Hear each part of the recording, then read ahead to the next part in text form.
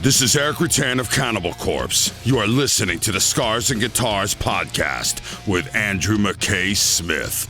G'day everybody, welcome to the show. This is one of those episodes that is a very good reason why I love doing what it is that I do on Scars and Guitars, because it features a chat with the great Matt Pike from Sleep and High on Fire, and also High on Fire's bassist Jeff Matz. Now, the catalyst for our chat this time around is due to the launch of a new album from High on Fire. It is called Cometh the Storm. It is the group's 9th.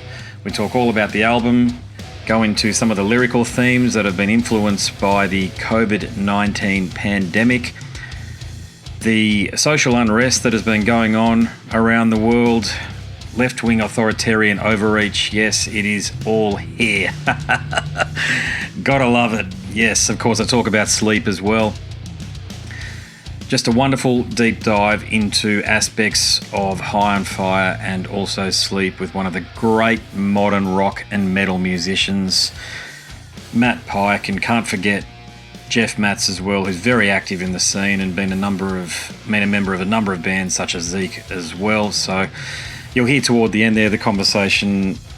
We only had half an hour, and as you can imagine, I could have spoken for hours with the duo, but nevertheless, it is a very solid half-hour conversation. So here they are. You'll hear from Jeff first, and Matt joins us in a few minutes' time. Let's go. Hello, Andrew. G'day, mate. How are you going? Doing all right. A little bit sick today. I just came home from a tour with Mutoid Man, and I picked up a little something. So just trying to rest up here. Yeah, you know you've been on tour when you come back with something foreign, some foreign illness. Some kind of, little buddies. Yeah. How was it, a North American tour, or did you go abroad? Yeah, it was just like 7 shows on the East Coast. Yeah, so it was just it was nice. Yeah. Yeah, gotcha. Yeah. You're pretty busy at the moment then, I take it, are you? Extremely busy. Yeah. Yeah, definitely. Doing the Mutoid Man thing, it's, we don't practice or tour a lot. It's kind of, everybody's in multiple bands in that project. But definitely with the new High on Fire coming out, we've been doing a lot of press. I'm also a music teacher. I teach online lessons like 3 days a week. Yes. And I do a lot of the business stuff for the band as well. So it keeps me on my toes. Yeah, I'm glad you mentioned the teaching aspect of it, because I am aware, of course, that you teach, and no doubt you got students from across the world. So was that something that started during COVID and you just continued it? My first student approached me just prior to COVID, and he was a fellow up in Canada that was interested in learning some like High on Fire and Zeke songs, and just like kind of picking my brain about technique. And I'd never thought about giving lessons before, really, but I was like, yeah, why not? Let's give it a shot. So we, did the Skype thing, and just kind of like, I don't know what I'm supposed to be doing here, but I'm just going to start throwing stuff at you. And it was just a lot of fun. It ended up being really cool. And once the pandemic happened, it became pretty clear that I needed to figure out some way to make money. So I figured, what the hell, I'm just going to put myself out there. And I just like put up a little blurb on social media. It got a really amazing response. So I started doing it then, and just sort of been, going ever since. It's been just a really cool kind of side gig. Get to meet a lot of really, really cool folks, and it keeps me learning things and progressing musically, and constantly keeps a fire lit under my behind. Yeah, gotcha. So it's good. Yeah, it's good. Well, you all do a lot in the band. I was meeting, when I say meet, is probably 10, 15 meters away from Coady on Sunday night, because he's playing in Melvins, and they just played. Yeah. So is it? I always figured that, especially being a Grammy Award-winning band like you are, that's the question. I'll start with that question. Did you notice there was a big bump in regards to requests from agents and new territories opening up after the Grammy win? You know, it wasn't really that apparent, you know, because a lot happened shortly after we won the Grammy. You know, our original drummer obviously left the band, so that was a huge. That kind of stopped us in our tracks for a little bit. And we started doing shows with, you know, another drummer fairly shortly after that. We did just very minimal touring after we won the Grammy, and then the pandemic happened. So it was really, you know, any sort of perceived growth that would have happened as a result of that. It was, you know, I don't know. We kind of got sideswiped by that whole situation. But I mean, in terms of, hey, mate. Hey, what's up? Cool. But yeah, it's not like we've, you know, I think winning a Grammy, it definitely opened some people's eyes to the band that wouldn't have normally known about us before. But it's not like we're, you know, our guarantees just like shot up drastically or anything like that. And it certainly hasn't changed the way that we write or record or anything like that. Yeah, you've just got a really cool award on the mantelpiece, both of you, I suppose. Is that the main change? Yeah, I would say so. Yeah, exactly. It's definitely an interesting conversation piece. It illuminated my heart. Yep, that's cool. Yeah. Hearth illumination. Yeah.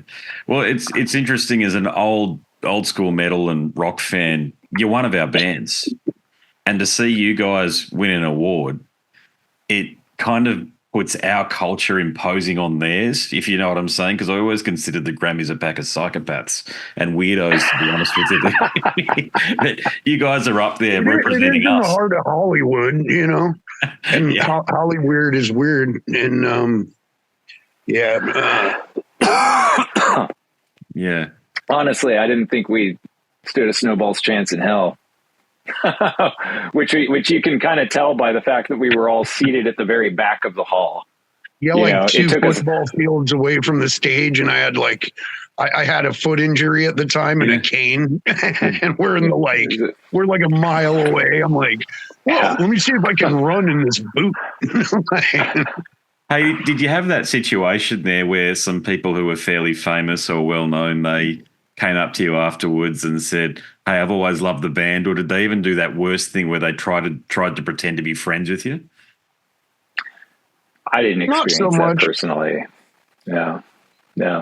It was a very interesting evening, you know, just like attending the whole ceremonies and just seeing kind of what goes on behind the scenes and the crazy after parties and everything. It was just a surreal day.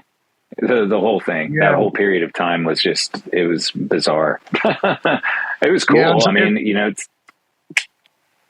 it was very interesting, like seeing how that whole thing worked, you know, and yeah, it's just one of those moments in time, isn't it? Just you have to. I watched it. I remember watching it not long after you won that award, and I was talking to Phil Anselmo about something similar when that Lords of Chaos film came out, and I went to watch that movie at a big cinema complex, and it was our culture imposing on the mainstream, and your moment in the sun was a bit like that. Well, if it makes money, they have to pay attention. or if it has potential. I mean, that's what Hollywood is like, even if you're at a party or something, you're talking to someone and there's even relatively business mention, there's like a guy right there trying to take a percentage before you even got to your next word, you know. I've had that happen in Hollywood a lot, but yeah. Yeah, I mean, I think the win, you know, a lot of our friends have, you know, said something, you know, similar things like, we kind of viewed that as like sort of a win for the underground when you guys got the award. So, I mean, honestly, I didn't think that bands like High on Fire could win Grammys. I just didn't think it was part of the program. But Wow. And again, no one thought Jethro Tull could beat Metallica for metal, Yeah. Jethro Tull is so much more metal than Metallica. Yeah. No. Exactly, yeah. So with all that in mind, though, Cometh the Storm. So to me, as an old fan, it just continues a stellar run of form across all of your albums, actually. There's been no duds in and amongst the mix whatsoever. But did it place any pressure whatsoever for the follow-up after winning the Grammy? No, I mean, that wasn't anything that we were going to compare the album to. And when we go into like making a new album, I think we all go in there pretty open-minded and just have just work really hard at it and let the album kind of do itself, It just comes from like working at it and practicing and practicing together and, brainstorming and, you start putting a puzzle together more so than it's like, this album's going to be like that and we're doing it because of a Grammy Award. No, it's not like that at all. Yeah, definitely. It, that wasn't really a consideration when we set out to work on this album, but, we're always kind of trying to push what we do. You're always just trying to do the best version of what you do and make it interesting and, add some unexpected twists and, just basically just make it as good as you can make it. Yeah, it's like, what That's would I want to hear? Always been the attitude. It's like that question, exactly. What would I want to hear? And then let's do that. Yeah, sweet. Yeah. Hey, well, look, since the launch of the last album, we've been through a hell of a lot in the Western Hemisphere, collectively speaking. So there's been the COVID lunacy. We've got another United States presidential campaign coming up, but of course we went through that about the same time as the COVID lunacy. And then you had God knows how many riots have happened in the name of progressive causes, but there's been a bunch of them. But the point is, and it's just like the Bolsheviks all over again. You kill the farmers that feed you. It's like, I don't know. The world's gone mad. And we're right there with it, so. Has that inspired you, though, Matt? Has that given you a lot of fodder for lyrics? Oh, yeah, definitely. I mean, I was just telling the last guy, Burning Down is pretty much about the World Economic Forum and in the one world government they want to force through financial destruction and the destruction of any sort of unity of people, divide and conquer thing. And it's happening and they're good at it. Check it out. Just turn on the news. If there even is news is bullshit. All of it's fucking dumb bullshit. BS. So I tried to, a lot of it's my opinions about the world and the other guys, The hypocrisy in people who want to, signal righteousness upon themselves. And it's just hypocritical. That's a hell of a thing to sing about. And I do. Yeah, fantastic. Yeah. When we last caught up, Matt, you were mentioning that you were starting to think about some of these ideas and how they can influence your lyrical themes as well. So it sounds like that was at the time of your solo album, Pike versus the Automaton. Oh, yeah. So, and that was really experimental. I didn't know what I was going to do on that. I just kind of went with the flow. Same thing. I just let things write. And, I had my friend John, who drums in that band. We just had a different aspect and we're locked in. So there's lots of inside jokes about putting glue in your mask and just a lot of fun. Tried to make light of a bad situation. Yeah, I hear you. Were there any songs that made Cometh the Storm that were not so much left over, but you started working on it about the time you were doing the solo stuff? No, I had a bunch of stuff separated. I had some of the cream of the crop stuff. Me and Jeff had it set aside for when we could start really working and finding a drummer and that sort of thing. So we went through, about a year and a half of just trying to find the right drummer. And it wasn't easy to have people feel good about flying, feel good about coming to have practice with you and audition and that. And I don't know. It was a weird time for the whole planet. I'd never been on Earth when they shut the whole world down over paranoia, you know? Yeah. I think beyond that too, you know, the biggest thing was just finding the right drummer to fit into the equation. You know, we had a couple of buddies of ours playing with us, you know, for in the interim after Des left. And they both did amazing jobs. But yeah, you know, once we started jamming with Coady, that's when the ideas really started flowing. The majority of the material on the new album was sort of written, you know, once we started playing with Coady. There were a few carryovers from before, just some riffs and some like sets of riffs that we had, but a lot of it was written, you know, with Coady. With Coady, or it's like we have a riff vault. It's like we have a lot of old riffs that like we'll just remake, like we'll retry them again and start over. Even though the idea is there, we just expand on the idea that's already there. It's already recorded, and then it becomes a new thing. With Coady, it was very easy to work with that, like just taking it because he's a different drummer too. So if we recorded it with a different drummer, it'd turn out completely different with Coady, you know? Yeah. Darker Fleece is a good example of that. That was one of the few that we had kicking around since before Coady entered the fold. And yeah, he just put his own take on it and took it to a whole other place. Yeah, that piece turned out awesome. Yeah. It's not like a pre-write. It's like what happened with an idea from before, you know? So. Yeah, but a lot of it too, you know, we had a lot of faster ideas in the vault, and like, you know, playing with Coady, a lot of how the music came together was sort of just like kind of feeding off of his energy and sort of his, you know, like bouncing ideas off of him, and then like the way that he reacts to the riffs that we throw out there. That's like a big part of how those songs sort of take shape, you know. Yeah. He's a very heavy hitter.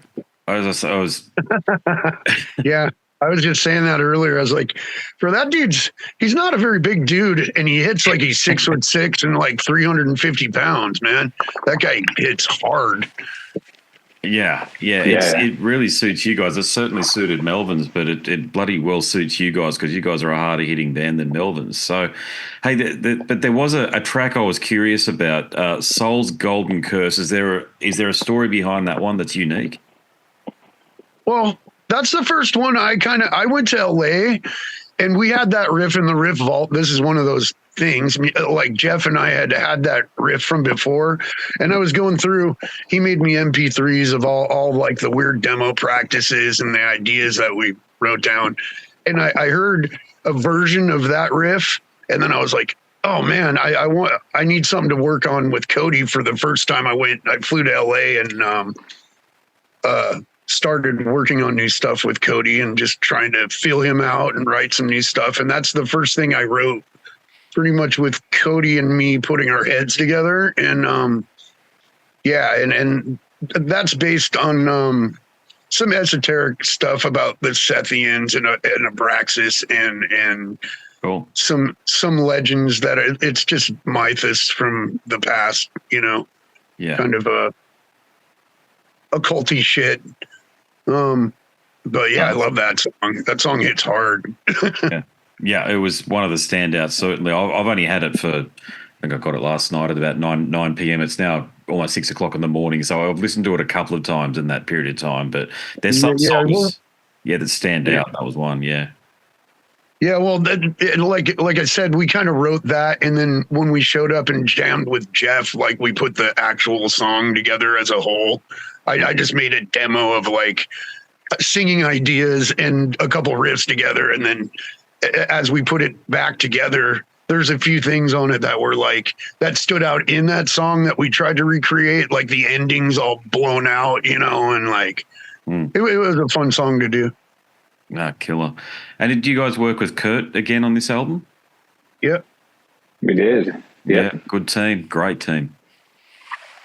What specifically does Kurt bring to the table, apart from the fact that it fucking sounds amazing? What is it that he brings that really expands and builds on the process that you guys already have? Well, he's very creative and hands-on with us, like he's an actual producer. So, I mean, he kind of keeps us in check,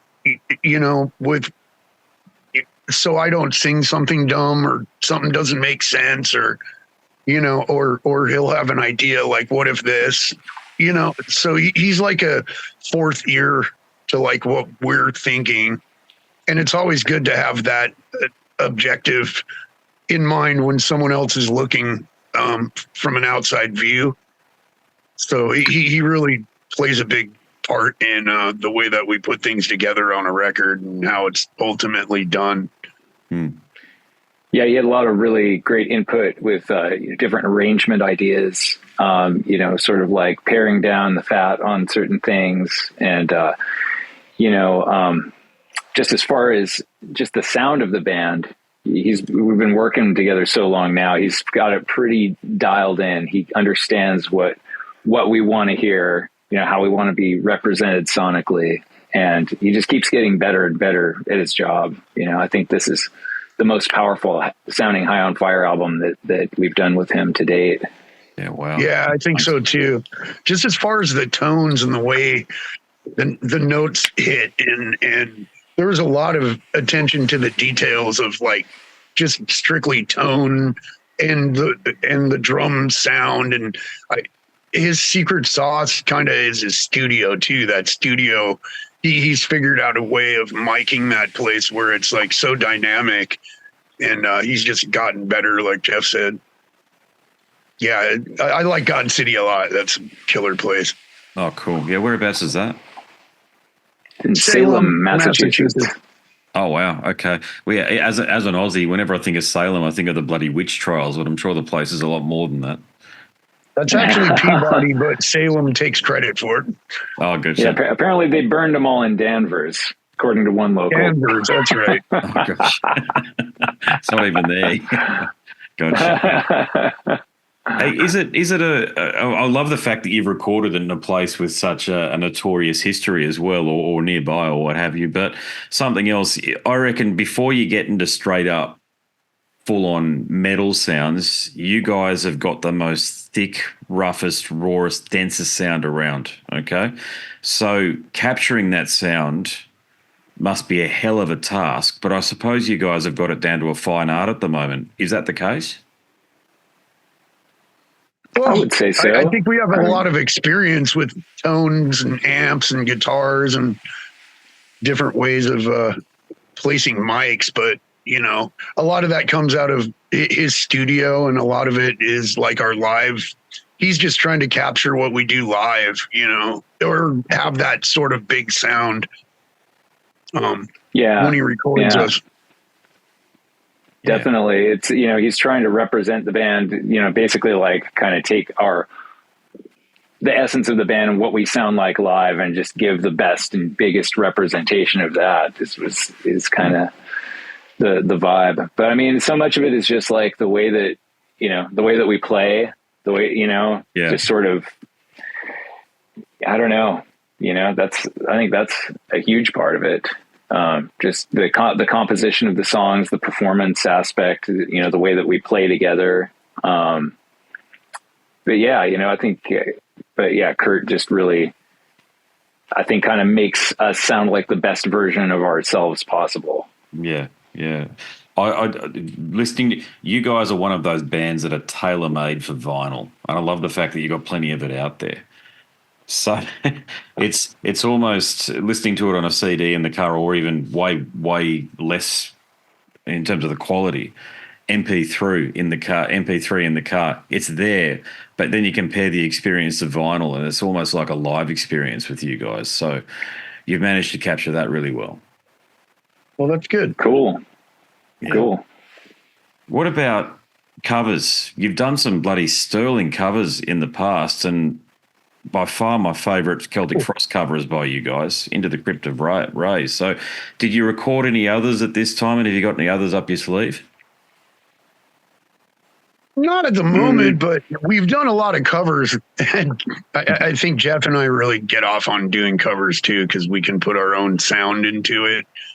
I think High on Fire is a good band to do covers, because I don't know, we get away with a lot more than some people would. Absolutely, I'm sure there'll be more in the future. What we got, yeah, most definitely. Yeah. The Thin Lizzy one we did, that was so much fun to work on. It's crazy. Well, you guys are the perfect band to cover them, as far as I'm concerned.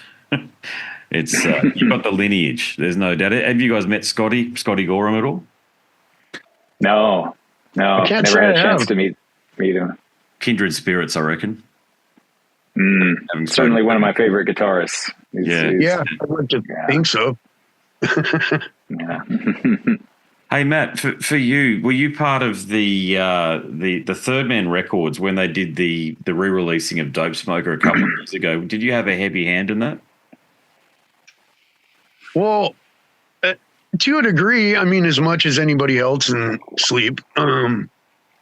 A lot of that's Al's brainchild. So Al thinks of a lot of crazy like merch ideas, packages.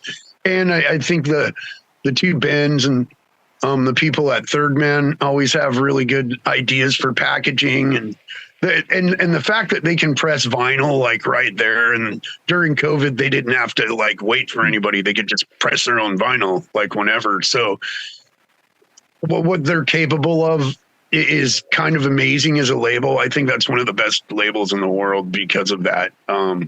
Yeah, they just have great ideas, and if you bounce something off them, they can make it happen. Like Jack White shot Sagan into space, an album with they do all sorts of crazy shit. So I really like Third Man and being on them. Yeah, cool. Yeah.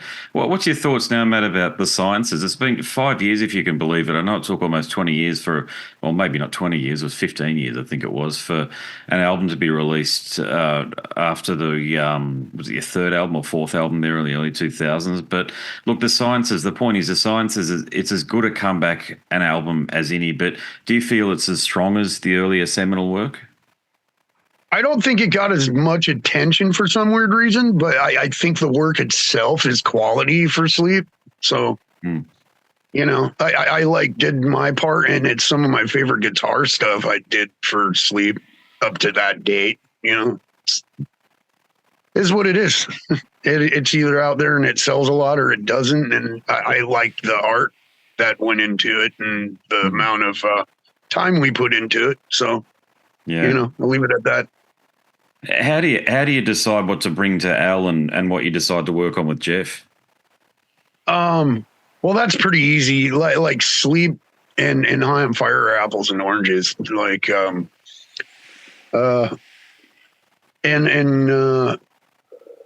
don't know.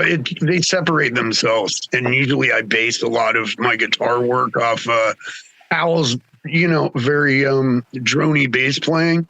So I'll just try to pick up and detail what Al starts with, or if I write something for the band, it's a completely different writing style, like completely different.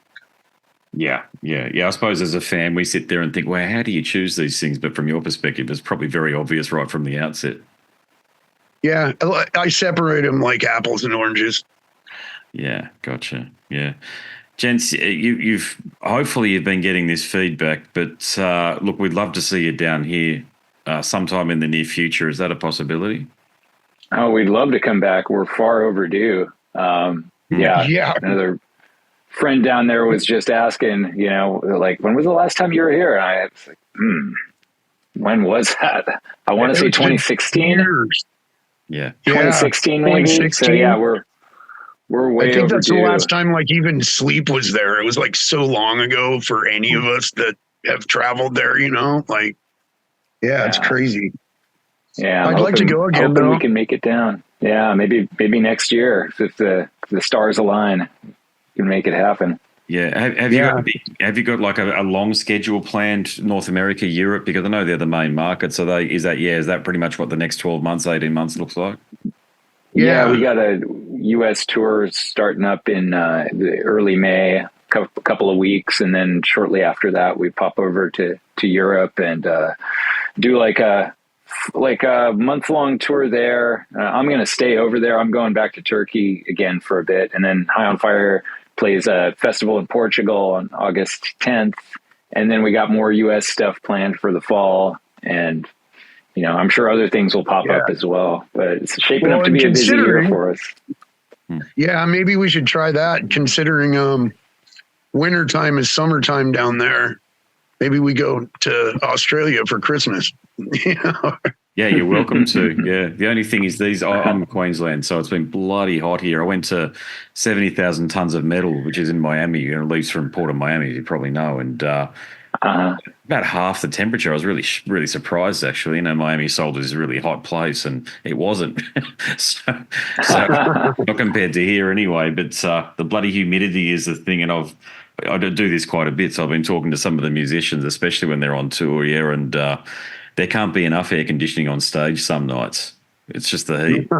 It's ridiculous at the moment, but yeah, you get that. But yeah, that's great, gents. Yeah, and look, one thing I've got to say to both of you, I'm really grateful that musicians are starting to talk about the authoritarian overreach that occurred throughout COVID, because there was a period of time. Yeah, I felt bad for you guys, man. I talked to a couple Australians when I was doing the Pike versus Automaton interviews, and like, man, everybody I talked to from Australia was like depressed and, stuck. And I was just like, are you okay, man? Do you want to do this later or something? There's a couple people who were real depressed. And I was like, Jesus, man, what are you guys trying to do? Break people?